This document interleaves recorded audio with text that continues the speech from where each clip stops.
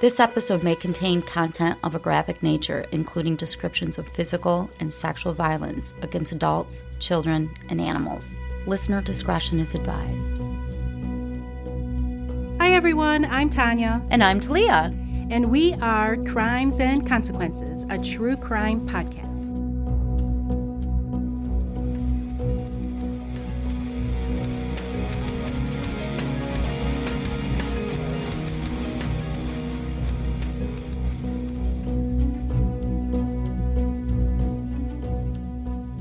Hi Talia. Hi Tanya. How are you today?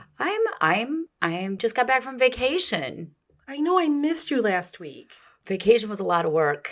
I forgot how much work a girl's trip is. A lot of work. A lot of work. I'm a bit exhausted. If you know what I'm saying, guys. I'm a little out of it still. Bring me back to reality, Tanya. What Unfortunately, I'm going to bring you back to reality with a very sad story today. I'm sorry. And if you are especially sensitive regarding violence towards children, this is not the episode for you to listen to. All right, I'll be back in about an hour. You have to stay. God damn. I know, I'm sorry. Before I start, I'm just going to ask everyone to hit the subscribe or follow button on whatever app you're listening to us on, and I'm going into the story. All right. Ryan McConniel and Amber Huggins were married in May of 2000. They lived in Indiana together, and they had two daughters, Kaylin, who was born in 2000, and Lauren, who was born in 2004. They ended up separating in July 2006, and Amber moved to Tennessee with both girls. At some point, Ryan moved to Arkansas. Ryan filed for divorce in November 2006, and the divorce was final in May of 2007. Was he seeing the children while he was away in Arkansas? I don't think so. However, because he filed for divorce, he was awarded custody of both girls. Oh. And Amber didn't have an attorney. I don't even know if she showed up for the hearings. I'm not sure. I'm not trying to say she didn't, but he ended up getting custody of both girls. And Amber was ordered to pay child support of $104 a week. However, Ryan and Amber ended up making an agreement where Amber wouldn't pay the support because Lauren would live with her and Kaylin would live with Ryan. They're separating the sisters? Yes. In October 2007, so just a few months after the divorce was final, Ryan married a woman named Brittany. She worked as a certified nursing assistant, and she had already had one child, a son, who I'm going to call Kyle. I'm not sure what his name was. Okay. But it started with a K, so we're going with Kyle. That's a nice name. Brittany had a stepdad whose name was Robert Lee. Robert was Ryan's cousin. What? So that's how they met. Her stepdad. Okay. Okay. Her husband's cousin. Yes. Is her stepdad. Yes. I'm with you. Ryan and Brittany had a daughter together, and I'm going to call her Heather because her name started with an H, so I'm not sure exactly what her name was. After Brittany and Ryan were married, Brittany told Ryan that he should enforce the child support order against Amber so that they could get the weekly child support money. Even though they'd worked out a custody arrangement to negate that support. Yeah, but they never put it as an order. Right. So as far as the court was concerned, Amber was supposed to pay this child support that she hadn't been paying. They should have hired us. They should have. We would have done it. Great job. Lauren continued to live with Amber until December 2007, and then she went to stay with Ryan and Brittany, and she stayed with them until June 2008 for about 6 months. In June, Kaylin and Lauren went to stay with Amber, and 6 weeks later, Kaylin came back to Arkansas to live with Ryan, so... They're just switching up these kids. Yeah, switching up these kids. While living with Amber, Lauren was a healthy child. She had chipmunk cheeks, curly hair. She was potty trained. She had no problem sleeping. She was really outgoing and talkative and well-behaved. Lauren had no problems eating or gaining weight. She didn't exhibit any odd behavior. There's nothing wrong with her. She's There's just your nothing wrong with her, just your typical... normal- How old is she? She's 4. So she's just your typical 4-year-old. Yes. Probably cute as a button. Oh, she was totally cute as a button. In October 2008, Lauren went to Arkansas to stay with Ryan and Brittany, and she went back to live with Amber in December of 2008. So again, just a few months, back and forth. And I'm assuming the other daughter's doing the same thing? Yeah, in December of 2008, Amber picked both girls up from Ryan and Brittany at a gas station in Arkansas. Amber noticed that Lauren had bruises along her forehead and a couple on her cheek. The following morning, Amber also noticed that Lauren had bruising on her arm and a leg and on her lower back. And Lauren seemed a little withdrawn. Lauren also had reverted to wetting her pants, so she was reverting back into not being fully potty trained. Amber called Child Protective Services. At some point, Ryan called Amber and asked if she had called CPS, and she said she did. Ryan asked Amber if she would keep Lauren for a while, and Amber said yes, but how long is a little while? And Ryan said like forever. Ryan That's a little more than a little while. That is more than Pointing a little that while. Out, but okay. Ryan also informed Amber that he and Brittany were planning to move to Indiana. And within a couple weeks of picking up Lauren in December 2008, Amber had Lauren return to being potty trained. So everything is good. Brittany and Ryan, along with the kids that they had, so Kyle was her son from the previous relationship, Heather that they had together, and then Kaylin that Ryan had with Amber. Lauren's sister. Yes, Lauren's sister. They all moved to Winchester, Indiana in March of 2009, and they stayed with one of Brittany's uncles. His name was Tony. They also stayed with Robert Lee, who is Ryan's cousin, Brittany's stepdad. Okay. Right, gotcha. And her mom. So Robert and Angela Lee are married to each other, and Angela is Brittany's mom. Okay. I know there's a lot of people. Well, Brittany and Ryan are living with Her Brittany's parents. mom. Yep. Her mom and her stepdad and an uncle. Okay. I can follow that still. Okay. About 3 or 4 months later, Robert, Angela, and the kids moved to another city in Indiana, farmland. And while living there, Brittany asked Ryan why he didn't want to go pick up Lauren from Amber. Ryan was told that he was a worthless piece of crap father. Brittany says this to him, if you didn't go get your daughter. So she's trying to make him go pick up Amber. He never had any concerns about Lauren, and he wanted Lauren to stay with Amber, but his wife is now pressuring him to go get Lauren. Whatever happened with the CPS deal? I don't know what happened with the CPS deal. I can't imagine it going smoothly when you have it between states because it doesn't go smoothly just inside one state, let alone two. Or between counties. Yeah, right, exactly. Yeah, no, I don't think anything much happened to it. One day when Ryan came home from work, Brittany told him that she had called 911 in the state that Amber was living in, and she asked them to do a welfare check on Lauren. She explained to the police that Ryan was the custodial parent and that Amber wouldn't give them back Lauren. So she's trying to basically say parental kidnapping is happening. Yes. Ryan knew this was all bullshit, but Brittany was pressuring him to take Lauren because they needed the money for child support. Basically, she said again, he's a worthless father for leaving his daughter with Amber. And if he was any kind of dad, he would go there and get his daughter. In August of 2009, Ryan and Brittany drove to Amber's, and they had their custody order in their hand.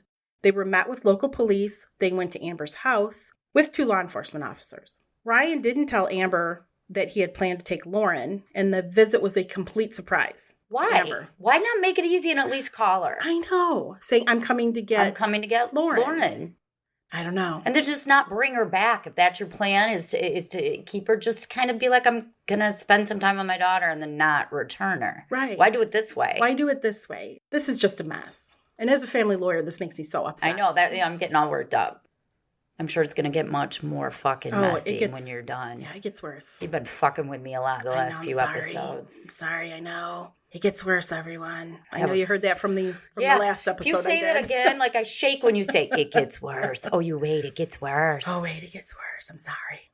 Amber was given an address for Ryan, which was the house at which Ryan had lived when he first got to Indiana. It wasn't where they currently lived, okay? When Brittany and Ryan picked up Lauren, she was healthy, potty trained, outgoing, energetic, eating fine. Ryan then instituted an action for back payment of child support against Amber from May 2007. So it's like over 2 years worth. I know, what a dick move. What a dick. They needed the money. Brittany pressured him. About 2 months later, which was about 3 or 4 months after moving to farmland, Indiana. It's literally called farmland? It's literally called farmland. I thought you were just describing it. No, it's a city. Okay. The Brood, which is Ryan, Brittany, Robert, Angela, Kaylin, Kyle, Heather, and Lauren, they moved to Muncie, Indiana. I know where that is. I've heard of Muncie. I used to live in Indiana. You did? Mm-hmm. I didn't know that. I went to college there, one of my many colleges. Yeah, that's right, you did. Duh. Evansville. Nice. It was nice. It was lovely. Anyway. Amber didn't know where Ryan and Brittany lived with Lauren, and she wasn't given a phone number for them. That's just cruel. I know. At some point, Amber called a phone number for Brittany's sister in an attempt to reach her daughters, Kaylin and Lauren. And she spoke with Brittany later, and Brittany told her to pay her child support and not to call their number anymore. Amber also tried to get in touch with Ryan through social media. Brittany responded to Amber's message on social media and said that when Kaylin and Lauren were old enough to decide if they wanted to see Amber, then they could make that decision. What? So they're keeping them from her. They're keeping them from their mom, I know. who wants to be with them. Mm-hmm. Amber asked for an address and phone number, but she was told just that they lived in Winchester, Indiana, which was a lie. She needs to hire a lawyer, and she needs to file a motion ASAP. ASAP. Seriously. In December 2009, Amber sent Ryan a message and told him to have the girls call her and that she was going to seek court intervention. Amber did get a call from a restricted number and was able to speak with her daughters. The call lasted a little over 8 minutes, and it ended when Amber heard Brittany say, "You've talked long enough," and heard a click. My ass would drive up there. I don't have any place to go, though, do I? No, she has no idea where they're at. Oh, man. And this is what really gets me. Lauren and Kaylin addressed Amber by her name rather than calling her mama. Oh, man. I She called swear him- to God. I know. I'll rip someone's face off. I'm incensed. At some point, Ryan began working at a company in Muncie from 7 a.m. to 3:30, and he usually drove a minivan to work, but sometimes he'd take public transportation if Brittany needed the minivan, so they only had the one vehicle. Brittany wasn't working. She stayed home with the kids. On November 19th, 2009, Brittany took Lauren to an emergency room due to a red and painful eye. At that time, Lauren weighed 38 pounds, and there were no concerns with her vital signs. Brittany reported that Lauren's primary physician was a doctor named Dr. Shoemaker, and that she was insured by Medicaid in Indiana. The emergency room physician wrote prescriptions for some antibiotic eye drops and also Benadryl to ease Lauren's discomfort, and they basically discharged her. She didn't have any other problems, physical, behavioral, nothing at that time. However, just a month later, in December 2009, Lauren began calling people a fucking bitch. What? Quote unquote. I was like 10 before I did that. I know, and Just she's kidding. about 5. Wow. And those are words that Robert would say all the time, the stepdad. Also, Lauren's behavior began to change in December, and she began smearing feces on stuff. Snap. Like the refrigerator, the TV, and Oh the floor. my God. That poor baby. I know. She is just crying out for help. And she also told anyone who would ask that she was seeing little blue bunnies that told her to do bad things. What? I know, that's kind of weird. As family law attorneys, Tanya and I have worked with foster care children and abused children, like seen their history, and that smearing of feces. Something's up. She's being hurt. Yes, something's up. On December 8th, Brittany took Lauren to an emergency room in Muncie and said that Lauren had jumped off a bed and injured her finger on her right hand. An x-ray showed that Lauren suffered a buccal fracture of her middle finger, and also that Lauren had additional fractures in 4 fingers on her right hand. Wait, she had additional... Yeah, the other fingers. Oh, wow. All her fingers. Yeah. What about Kaylin? How is she doing? Kaylin's just fine. In mid-December 2009, Brittany, Ryan, Robert, and Angela took Lauren, Kaylin, and Kyle to a church Christmas party. And after arriving in the church parking lot, Lauren wouldn't get out of the minivan and repeatedly was saying, "fucking bitch." Wow. Ryan asked a pastor at the church for help, and the pastor came out and saw that Lauren was physically rocking back and forth in her car seat and repeatedly saying, "fucking bitch," for about 5 minutes. Whoa, fuck. The pastor talked to Ryan and Brittany and said that he really thought Lauren needed to see a child psychologist very soon. Robert eventually took Lauren inside the church to the party, and the pastor noted that Lauren stood off to the side and just stared, more or less is how he described it. She didn't interact with any of the other children. She seemed very pale and frail. I just want to give her a hug right I now. know. And Ryan didn't do shit. Yeah, I was going to ask you a couple questions, but I'll wait. Ryan saw Lauren being abused on numerous occasions. He observed Lauren being hit by Brittany and Robert on her palms and on the bottoms of her feet with a wooden stick. At first, Lauren was hit on the back of the hands, but then Robert said, if you hit her on the back of the hands, it'll break a bone, so hit her on the palms. Ryan mostly saw Brittany hit the bottoms of Lauren's feet. The stick was made from 2 wooden side railing pieces of a baby crib that had been taped together. So I'm thinking like those little wooden dolls, the slat kind of things, Yes, but I'm yeah. thinking they're smaller than like a big piece of wood, but... So he's watching this? Mm-hmm. And what is the father doing? Nothing. Why? He said he thought that what he saw was abusive, and he argued with Brittany about it, but he really didn't do much. He threw the stick away, but Brittany made another one. When Ryan asked her why she hit Lauren with the stick the way she did, Brittany told him it's because that's the only way she'll feel pain. Like it's her discipline. This reminds me a lot of episode 124 with Natalie and Chase DeBlaze. Yes. The dad just didn't do much. Sat back and I know. what happened? This pissed me off. And I know we just did one, but I had to do this That's one because okay. it pissed me off so bad. Immediately after Lauren was beaten on the bottoms of her feet, she was forced to do jumping jacks for about 5 to 10 minutes while Brittany or Robert kept track of the time. She was forced to jump until she threw up. Wow. That was her punishment. If she quit, she was forced to start over and jump for another 10 minutes. That's not easy doing jumping jacks for 10 fucking minutes. Hell no. Lauren was forced to jump for 50 minutes on one occasion. What? And 20 to 30 minutes on another occasion, probably because she stopped and they made her start over. At some point, your body doesn't even move. No. While she was jumping, Lauren would cry and ask to stop, and Brittany would tap the stick and tell Lauren not to stop. Like, no, you're going to get this, right? I just want to hug this little girl right now. I know. Brittany and Robert forced Lauren to run repeatedly from the couch to the refrigerator. Lauren would cry and ask if she could stop, and Brittany would say, no, you have another minute to go. On several occasions and several times at night, Brittany forced Lauren to hold heavy objects, such as a heavy book or canned goods, out to her sides or in front of her for 60 to 70 seconds, while Brittany would count.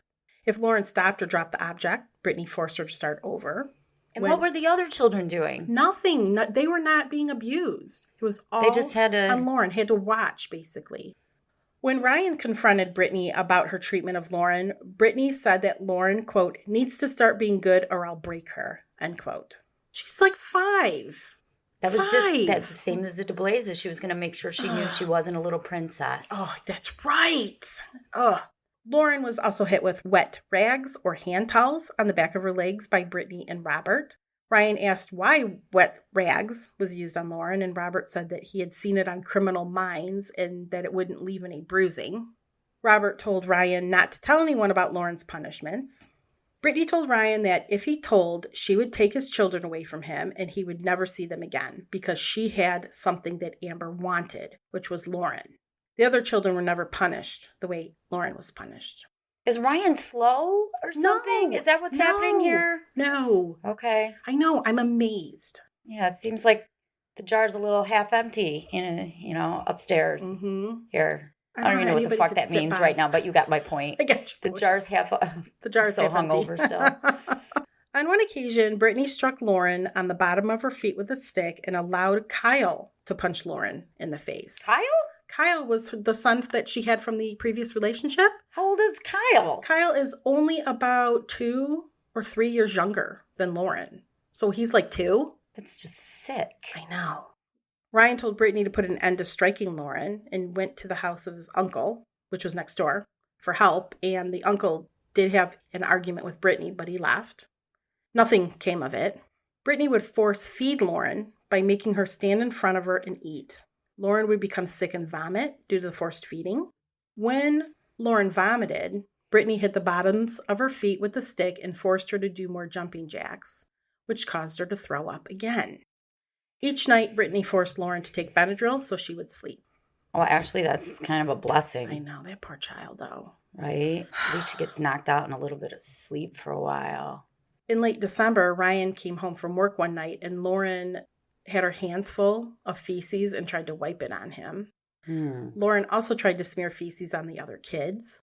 I mean, if that's not like, hey, Daddy, please help me, I don't know what is. How can you think this is normal and not do anything? Brittany told Ryan that she was going to call Dr. Shoemaker for an appointment for Lauren and that she needed the van. And Ryan was under the impression that Brittany was going to take Lauren to the doctor for these issues. But she didn't. In January 2010, so the following month, Ryan began to take classes. And he would be home from work about 3:45 for about 45 minutes, and then he would go back out the door to about 9:15 or 9:30, again leaving Brittany and Robert with the kids. So he's gone all the time now. He's gone all the time now. When Ryan returned home, the children were already in bed. Near the end of January, Amber traveled from Tennessee to Indiana to try and find her kids. Amber visited the address in Winchester, which she had been given when they took Lauren, and she found the house was empty. Ryan's uncle, who lived next door, saw that Lauren's health was deteriorating and her demeanor had changed in December and January. He noted that Lauren had been just a really happy and sweet girl when the family first moved to Muncie, but then she began to swear, and he saw noticeable behavior changes, and she also began to lose weight. He had to have known what was going on because Ryan reached out to him. Ryan told his uncle that Lauren had an eating disorder and that there was a prescription they were supposed to get for her or something, unquote, like quote unquote, or something. The uncle noticed that Lauren's condition further deteriorated in January. She wouldn't run. She wouldn't hug him. She didn't smile. She didn't seem happy. And she just seemed to get thinner and thinner. The uncle noticed this was just complete opposite of how Lauren was, like that previous August and September. It was obvious that Lauren needed medical help. Every time the uncle visited the residence, Lauren would be in the basement where she slept on a mattress and she wouldn't come upstairs. One time the uncle went down into the basement and Lauren told him that she wasn't allowed to come upstairs. So why didn't he do something about it? He questioned Brittany about it, and she told him that she had taken Lauren to a doctor. The doctor said that Lauren had mental issues and referred Lauren to a therapist, and that Brittany was taking her to a therapist. So he's thinking she's getting help. There has to be more people that saw Lauren during all these months, too. There had to be more people coming over to that house. It had to be, or like, is she in kindergarten, I wonder? Doesn't sound like it. But Brittany's probably just good at manipulating them. That's what I'm thinking. This is just weird. One day when Ryan came home from work, Brittany told him that, quote, Lauren looked like a hermaphrodite, end quote. And so Ryan agreed to take Lauren to the doctor. On February 4th, 2010, Ryan and Brittany took Lauren to urgent care. And because Ryan was embarrassed that Lauren might be a hermaphrodite. He wouldn't have known this by now? Right. He reported that Lauren complained of pain when she urinated and that her, quote, vaginal area doesn't look normal, end quote. Ryan and Brittany reported that Lauren had been potty trained, but had regressed into diapers. Tests revealed that Lauren didn't have an urinary tract infection, and an external vaginal exam didn't indicate anything that would suggest that Lauren wasn't a biological female. So I don't know what they're talking about. I don't even understand this. Or why they even took her to the doctor. I don't know if this... Maybe to have her humiliated by having to have her genitals looked at. That's what I'm thinking. Question her, her... Being a female? Yeah. I know, this is just fucking weird. After the exam, Lauren retracted into a defensive position, curled up her arms, moved to the top of the examination table, and began to hit herself in the forehead with her fists. That's when Ryan and Brittany said that Lauren hit herself so hard that she caused bruises. So I don't know if that's bullshit. Ryan and Brittany were referred to another doctor due to her behavior, and they were provided information to follow up with their primary care physician, Dr. Shoemaker. I'm going to tell you, Dr. Shoemaker was mentioned a lot in this story, and I got my story mostly from the court records, but they never took her to Dr. Shoemaker. They just lied and said that this doctor was her primary care physician to make it look like she's getting care. About a week later, on February 10th, Brittany and Ryan took Lauren to that doctor that the urgent care referred them to. The psychiatrist? Yeah, I think it's a family therapist. And they met with a child and family therapist. Her name was Karen. Lauren appeared very small for her age, wore her coat during the entire session, was very quiet, and slept for most of it. Brittany did most of the talking and presented herself as Lauren's primary caregiver. They again mentioned Dr. Shoemaker. Brittany reported that Lauren was not eating or sleeping well. She was smearing feces on things, was seeing little blue rabbits, which were telling her to do bad things. She wouldn't interact with anyone. She would stand for hours and not move. She would eat things out of the garbage. Brittany further said that Lauren had hidden a knife under her mattress and had threatened to hurt someone with the knife. Brittany also reported that Lauren exhibited sexual behavior and would, quote, stick a Barbie doll way up inside her, end quote. No. I don't know if that really happened or if this is just some shit. I can't imagine the little girl Lauren doing it on her own. No. I don't know if she's just adding to the story. I don't know. You tell me. Oh my God, Tanya. What the fuck is this? I know. I'm so sorry. Brittany said she was concerned about parental safety and the safety of the other children in the home because of Lauren's threats. I swear to God, I'm going to slap that woman. How do I slap her? Let's drive to Indiana. We'll find her. When asked who lived in the home with Lauren, Brittany said that she, Ryan, and the siblings lived there, but she didn't report that Angela or Robert lived there. And she also said that Amber had abused Lauren in Tennessee, which was a lie. Karen, the child and family therapist, reported to CPS in Indiana that Lauren may be a victim of child abuse because she demonstrated some of the classic symptoms of abuse. Indiana CPS received the report and referred the allegations to CPS in Tennessee. I don't know why they would do that because Lauren doesn't live in Tennessee.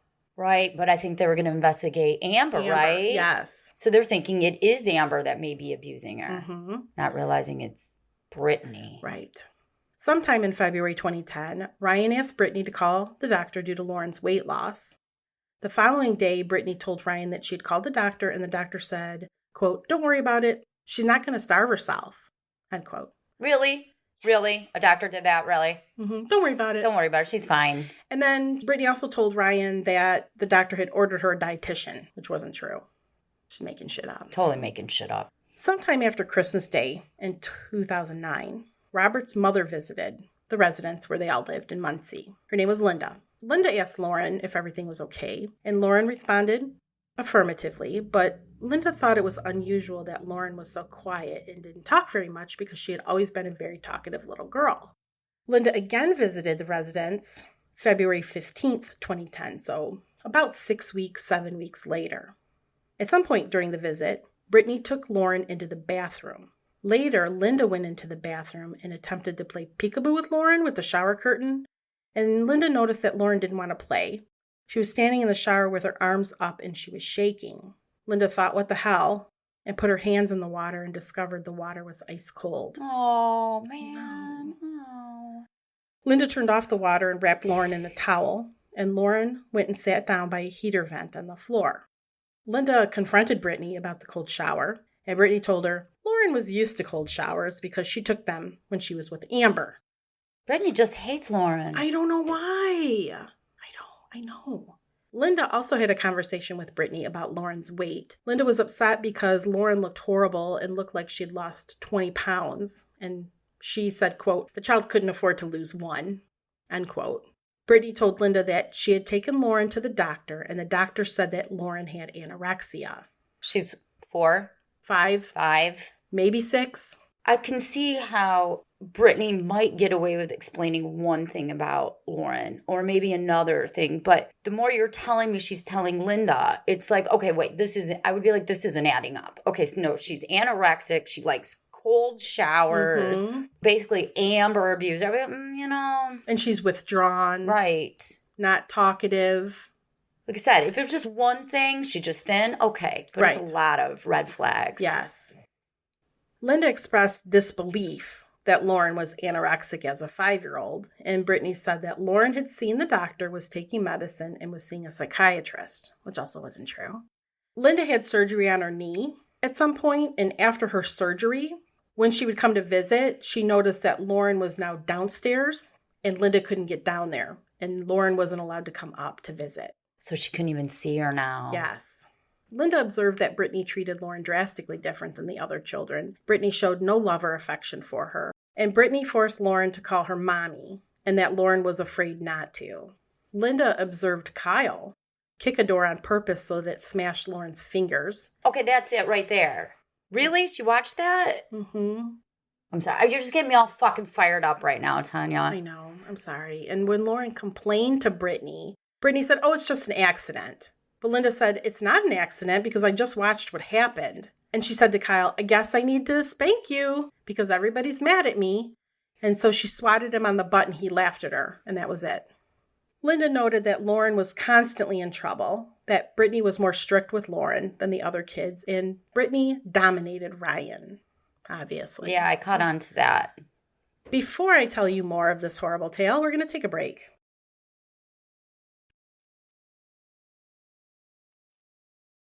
On February 22nd, Ryan contacted Karen, the family and child therapist that they had brought Lauren to tell her that Lauren's behaviors were escalating and that Lauren had gotten a pair of scissors and threatened to harm somebody with them. Lauren was taken to a session with Karen, and Karen met with Lauren alone, and then together with Brittany and Ryan. Karen noticed that Lauren was very withdrawn, that it was difficult to have a conversation with her, that Lauren showed no emotion whatsoever, and that she was a really unhappy and miserable child. Lauren drew a picture of the blue bunny and told Karen that that's the bunny that made her do bad things. Lauren stated she slept on the floor or on a cot next to her bed because her bed was frequently dirty. Lauren also stated that Amber had forced her to take cold showers or would bend her fingers back as punishment. Karen informed Ryan and Brittany about possible follow-up care, and they didn't express any interest, so she scheduled a follow-up visit for March 1st. At the March 1st appointment, Lauren wore her coat and slept for most of the session. She had physically deteriorated from the previous week. She had dark circles under her eyes and looked pale. She looked exhausted, frail, fragile. That's how Karen described it, and looked like a child who wasn't eating or sleeping. Brittany reported that Lauren was having difficulty eating, and she would sometimes vomit her food back up. Brittany told Karen that it wasn't unusual for Lauren to sleep only 2 or 3 hours a night.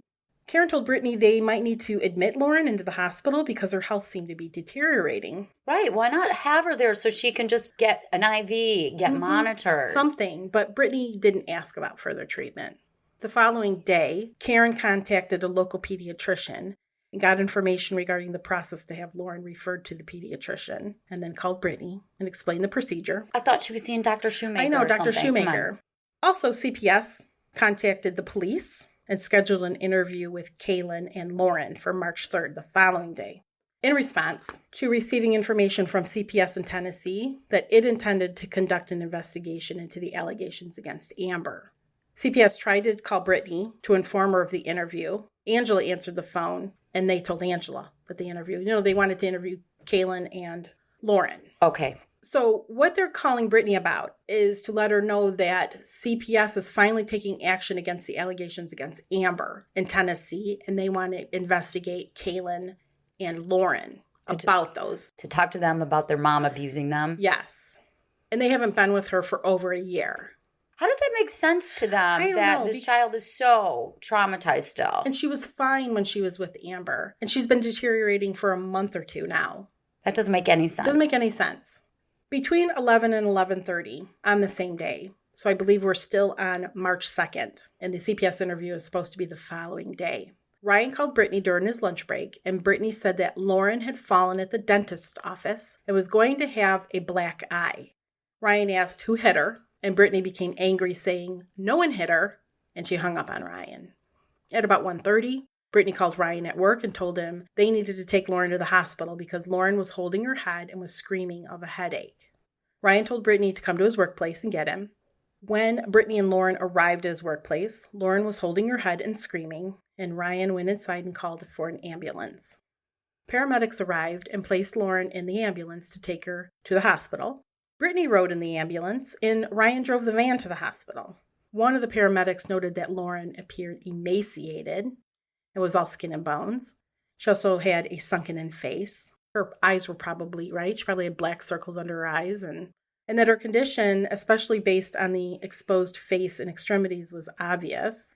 Paramedics noted that Lauren had abrasions on her left eye with some bruising on the bridge of her nose and below her left eye. She got hit in the face. Someone punched her. Paramedic noticed that the bruises weren't fresh, as if they had been from a fall earlier, like how she said, she fell at the dentist.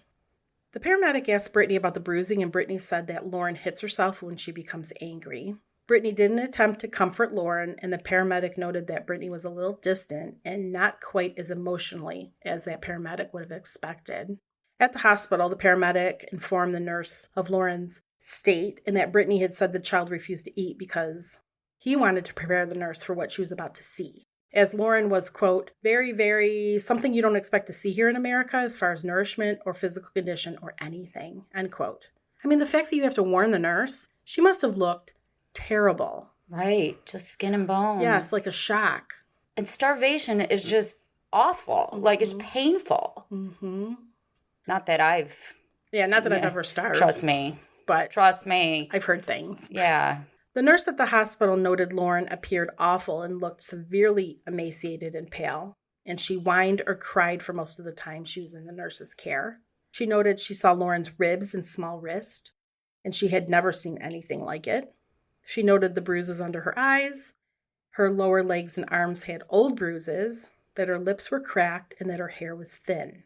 The nurse spoke with Brittany about Lauren's condition, and Brittany stated Lauren had been treated by Dr. Shoemaker the previous week, and he was all aware of Lauren's emaciated state. At some point, Lauren had a bowel movement. Brittany found the nurse and said that Lauren needed to be cleaned up, and then she left the hospital room. The nurse found Brittany's behavior really weird because Brittany's demeanor was like she was disgusted, and she seemed to be annoyed with Lauren. Well, she must be given some food if she's having bowel movements. Lauren was discharged from the hospital She was discharged from the hospital? At about 5 p.m. What? And Brittany and Ryan were given instructions to bring Lauren back to the hospital if she displayed certain conditions during the night. What the fuck? I know. She's so emaciated that, everybody's horrified and warning people at a hospital. But they're going to release her. Wow. Bring her back if she has certain symptoms. Why wouldn't you be like, listen, she obviously has a very serious medical condition. Say you're not even going down the abuse line. Mm-hmm. She has a serious medical condition. We're going to have to keep her here, give her an IV, give her some food. So many people failed this child. I mean, she's seen by how many people? Oh my God. At about 6:35 p.m., so about an hour and a half after she's discharged, Brittany returned CPS's call and said Lauren had fallen earlier that day at the dentist, had hit her head on the concrete, that she had been taken to the hospital, and the hospital released her. Brittany also stated as long as everything was okay, the children would be able to have that scheduled interview the next day. After leaving the hospital, Ryan took Brittany and Lauren back to their home, and he went off to school. About 2 hours later, when Ryan was in computer lab, Brittany contacted him by Facebook and said that Lauren wasn't doing any better and she was suffering a mental breakdown. That's how she described it. And this fucker, he knows that his daughter's being abused because he asked who hit her. Right. So then he goes back to the school. Mm-hmm. Got to go to his class. Got to go to class. I know. I'm so pissed. Getting me all fired up, Tanya. Worked up. Can barely sit here right now. Ryan went home and left a voicemail for Karen, the therapist. He called several mental hospitals trying to get Lauren to get an evaluation. And he got an appointment with a psychiatric hospital. How does he not have a sense of urgency with this? I know. Ryan drove to the psychiatric hospital with Brittany and Lauren, which took 2 hours. At that hospital, Ryan and Brittany were given directions to a children's hospital because Lauren's condition looked medical instead of mental. So Ryan drove to Children's Hospital, which took about 45 minutes. So I've been in the car like hours and hours. You have so many trained professionals seeing this girl. I know. I'm so pissed. Like, they're not even just dumbass friends and family seeing this girl. No. You have trained professionals seeing her. Trained professionals. When Lauren got to the emergency room at the Children's Hospital, it was about 12:55 a.m. on March 3rd. They diagnosed her as malnourished, emaciated, dehydrated, and extremely lethargic. She weighed 28 pounds. The weight for her age was very low. Her bones, ribs, and clavicle were pressing against her skin. Her cheekbones were very prominent, which is not typical for a child of 5. And Lauren had little fat under her skin. When she cried, she didn't have any tears. Her mucous membranes in her mouth were dry, and the capillary refills on the tip of her tongue were delayed, all indicating that she was dehydrated. How many hours is this from her release from the other hospital? A day? 8 hours. 8 hours? Yes, 8 hours. Lauren had multiple bruises on her face and extremities and a laceration on her thigh. I'm not sure how that happened. Doctors determined Lauren's sodium level was at an extremely high level. The emergency room physician gave Lauren a clinical diagnosis of failure to thrive and, quote, severe dehydration and hypernatremia, which is high sodium, and altered mental status, end quote, which was deduced from Lauren's score of 9 of 15 using the Glasgow Coma Scale, which is used to monitor a child's neurological status, which is verbal and motor responses, and responses to painful stimuli. One of Lauren's treating physicians at the pediatric intensive care unit noticed that Lauren was extremely ill, underweight, and almost skin and bones. Her blood pressure was very low, and she was seizing. Lauren was unresponsive, had to be put on a ventilator, and had bruises covering her body, which were at various stages of healing. So she's just crashing at the hospital. Yes. One of the doctors there spoke with Ryan and Brittany to figure out what had happened. During their conversation, the doctor asked for the name of Lauren's primary care physician, and they're like, oh, Dr. Shoemaker. I know it. Dr. Yes, Shoemaker. You do. She knew Dr. Shoemaker, this doctor, and she said, well, I'm going to call him. Oh, shit. Yeah.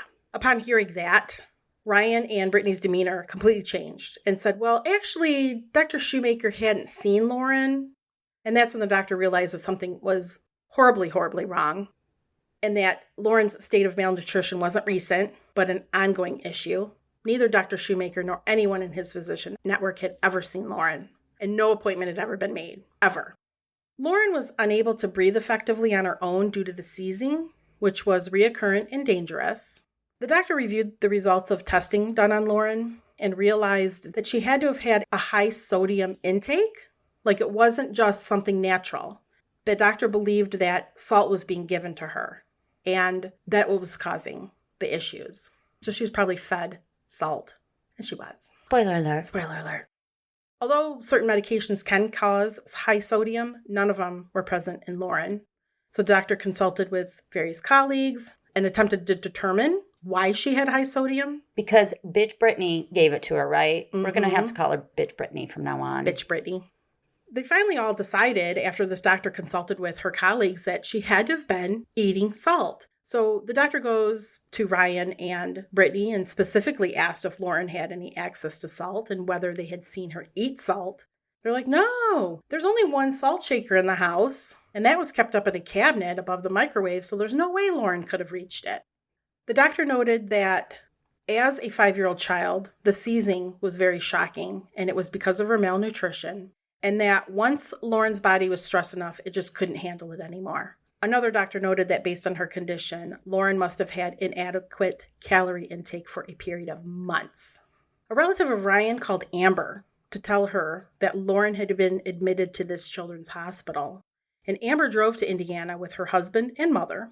When she saw Lauren, she noticed that Lauren's body had no meat on her bones, her cheeks were sunk, and her hair was chopped off. She had to have been just shocked. Her hands were swollen. You could see the outline of her bones. Her hair was chopped off? Yeah. I don't know who did that. I do. Yeah. Brittany bitch. Brittany and Ryan were not in the room when Amber arrived, and Amber stayed in the room until Lauren died. No, I knew you were getting there. God damn it. I'm so sad. I'm so sad. I'm so angry and sad, and this poor child suffered. That's so heartbreaking. So innocent. I know. And why? No reason. Yeah, no reason. Not that anybody deserves it, but for absolutely no reason. Finally, 3 of Lauren's treating doctors now had concern, extremely high concern, that she was abused. It was obvious to the doctor that was treating her that Lauren's symptoms and condition required immediate attention, and that her caregivers obviously ignored it. Was her mom there for her final moments? Mm-hmm. Yeah, Amber was with her when she died. Brittany was not. That part makes me feel a little better. A little better. I mean, none of it makes me feel good, but I'm just saying, finally, at least her mom was there. I always feel better when my mom's there. I know. This poor baby. At about 8:45 on March 3rd, I'm not sure what time Lauren passed away, but Brittany called CPS and said that after they got home from the hospital that previous evening, Lauren had begun to exhibit odd behaviors, and they had contacted Karen, the therapist, and they were referred to a psychiatric hospital and later children's hospital. Lauren died the following day, on March 4th. She was non-responsive. She developed multi-organ failure and was likely brain dead when she passed. A pastor at the hospital noted that after Brittany and Ryan left Lauren's room, after she had been taken off the ventilator and went downstairs to the hospital, Brittany and her family's demeanor was kind of like a sense of relief. Like, oh, Lauren's gone. A nurse observed that as Brittany and her family were exiting an elevator on the first floor, they were laughing, talking, interacting, which was quite different than they acted on the second floor less than 3 minutes earlier, and that Brittany was laughing and acting happy. A few days later, Ryan overheard Brittany state to Robert that, quote, they don't have nothing. They can't prove anything, end quote. A subsequent search of Brittany's residence uncovered 2 partially filled 26-ounce containers of salt, 1 full container of salt, and a large glass with holes poked in the top lid that contained salt. So it wasn't just 1 shaker. Following an autopsy, the coroner found the manner of Lauren's death to be undetermined. The coroner further found the cause of Lauren's death to be complications of high sodium and non-organic failure to thrive or malnourishment. What about the injury to the head? I don't know if that was just a story to explain why she was in pain. I don't know. That's a good question. State of Indiana charged Brittany with neglect of a dependent resulting in death, which was a Class A felony. After her trial, the jury found her guilty of neglect of a dependent resulting in death. And this is more than neglect. I know. It's murder. It's murder. It's slow murder. Exactly. Just because it didn't happen, one day. No. Doesn't mean this wasn't her intentions. Oh, absolutely. The court sentenced her to 50 years in prison. What about Ryan? Ryan was sentenced to 20 years in prison after pleading guilty to neglect and agreeing to testify against Brittany. He divorced her at some point. He said to the court, quote, "I guess I am just a worthless father, like they said." Yeah, absolutely you are, you little fucker. "But I did try to protect her and help her, but I didn't do enough," end quote. Yeah, like what? You tried, really? Really, you tried? By asking Brittany what the hell? He said he failed to protect Lauren from his wife and in-laws because he was physically intimidated by them. The judge was pissed when issuing Ryan's sentence and basically said he had a depraved indifference to what was happening to his child. Amen. Angela, Brittany's mom, was sentenced to 30 years in prison. Whoa, she got more than Ryan. Yeah. And Robert, Angela's husband, pleaded guilty to neglect resulting in death and was sentenced to 40 years in prison. Wow. And even though I don't think Angela participated in the abuse. There was nothing that I read that she did, but she did urge Brittany to take Lauren because they needed the money. She was in on it. And she lived in the house, right? Yeah, she lived in the house. Well, she could have stopped she's it. Guilty as fuck. So all of these lovely people are incarcerated in Indiana. And what about Kaylin? Kaylin, I believe, went back to Amber. I don't know what happened to Kyle. I don't know what happened to Kyle or Heather, but I imagine they are with some family, I would think. Like I said, their names weren't in the court record, and in the articles I read, they weren't ever mentioned, like by name. So I'm not sure exactly what happened to them. What was the deal with the blue bunnies? I don't know. She was seeing. Right? Was they were making her do bad things. Do you think she was hallucinating? I have no idea. I know. It's the first I've heard the story. I don't know. I would love to know. And the Barbie doll. Barbie doll's fucking disturbing. I feel like there was more that happened to that little girl than we know. I feel like, though, Brittany made up stuff to make it sound like Lauren was mentally ill or something like that to kind of explain why this stuff was happening to her. Maybe she was coached to say the blue bunnies. Maybe. That's possible. I mean, I have literally no idea. I just heard this story today. But I know like how she made up the anorexia and she made up some of the other things. So I think she tried to make it sound like so that the focus wouldn't be on like physical abuse, that it was more on she's got mental problems and that's why she's not eating and she's withdrawn. And I think it's rather interesting that Brittany took her to so many doctors and therapists because usually you're abusing a child. Those are the last people you want to take a kid to see. That's a good point. Especially a therapist. Oh, I know. Right. I would be afraid. That she's going to spill the beans. Abusing a child. Yeah, exactly. I'd be afraid she was going to tell. I don't know. But anyway. Well, that has totally ruined my day. My heart just, like I said already, it's just crushed right now. It's I know. So fucking sad, dude. So fucking sad. And this poor child. I can only imagine, too, her siblings witnessing some of this. Of course. Well, thank you, Talia, for listening and enduring that. And thank you guys for sticking around if you're still here. Yeah, thank you. We got to do some shout outs. Oh my God, it's been so long since we've done shout outs. It's been almost a month. I'm so sorry, guys. We're not the most organized podcast out there. Despite what you might think. Right. We are giving shout outs to all of our new Patreon members and Apple subscribers who've contacted us, in case anyone is wondering what these shout outs are about. Yeah, these are our paid Apple channel subscribers. Yes. So we're going to give shout outs to Allison, Shelley, Angela U, Mary S, Melissa V, Megan M, Kenzie, D.Y. Scott, Maria A, Tanya C. Not you, though, right? Not You're me. Not subscribing to us, are you? No. You get it for free. I do get it for free. Or it might be Tania C. I was once corrected by a woman who spelled her name Tania, that it was not Tanya, it was Tania. So see, you shouldn't always assume. I'm putting it out there. Danielle R, Caitlin P, Ginger N, Amber, Pencil Junkie. Pencil Junkie. I love that. Kristen M, Regina H, Christy F, Christy S, Teacup. Teacup? That's sweet. It's cute.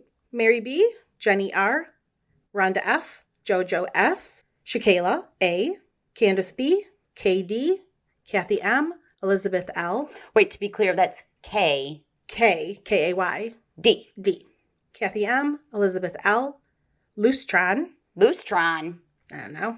Barb S, Carrie W, Belinda T, Brandy S, Kira L, Jocelyn D, Jessica R, Cara Fifth, Terrence, Catherine M, Christy S, Daniela O, Carly C, Marie, Susan M. Not to be confused with Cardi B. No.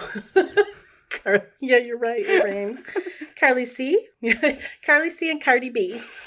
Susan M, Patty P, Gabriel L, Tamara, Eyes of an Aquarian, Okay. Sanji, who I believe is an Apple subscriber. And the other Apple subscribers we have are Jessica P, Alana, and Damon. Wow. That is a whole fucking group of Yes. fucking amazing. We love you guys. Oh my God. I gotta give it up. Yes. Yes, Snaps. yes. Snaps. So thank you all so very much for subscribing to our Apple channel and or our Patreon. And I hope you enjoy all of those episodes that are only exclusive to you amazing people. Ad-free, Ad-free. early releases. Early releases. We got a lot of shit. We go Check it live out. on Facebook. Check out our Instagram too and Yeah. our Facebook. It is at Hardcore True Crime. Check out- Hardcore True Crime. Check out our website, crimesandconsequences.com. We have merch on our website. Lots of it. If We got you're lots of interested. We got so much good shit on that website. Yeah, check it out, man. Just go check some stuff out. And then check us out next week, right? Yes, absolutely. Same time, same place. Until our next episode. Don't kill each other. Bye. Bye.